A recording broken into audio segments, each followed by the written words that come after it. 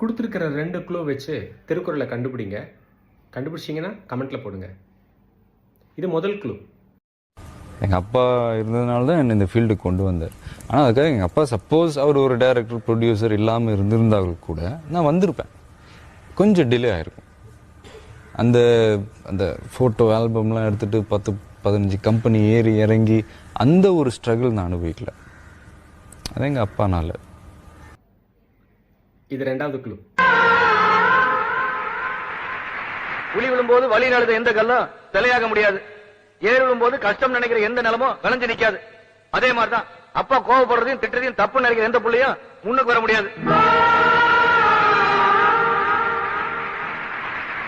கடைசியா ஒண்ணு, என்ன பிள்ளையா பத்ததுக்கு எங்க அப்பா தவம் பண்ணிருக்கணும்னு சொன்னாங்க. அப்படிலாம் ஒண்ணும் இல்ல. அவருக்கு பிள்ளையா பிறந்ததுக்கு நான் தான் தவம் பண்ணிருக்கணும்.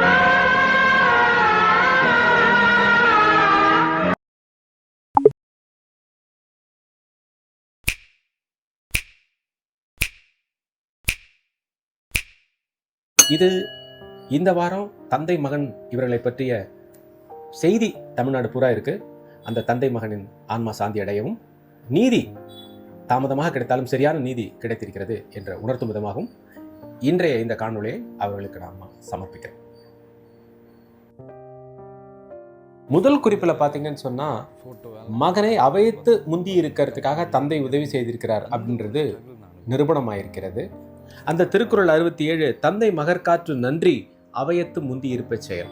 இந்த 2வது குறிப்பில் பார்த்தீங்கன்னு சொன்னா, மகன் சிறந்த சாதனையாளராக மாறி இருக்கிறார். அப்போ மக்கள் என்ன பண்றாங்கன்னா, இப்படியாப்பட்டவனின் தந்தை என்ன தவம் செஞ்சிருக்கணும் அப்படின்றாங்க. அது குறள் எண் 70. மகன் தந்தை காற்று உதவி இவன் தந்தை எண்ணோற்றான் கொல் என்னும் சொல்.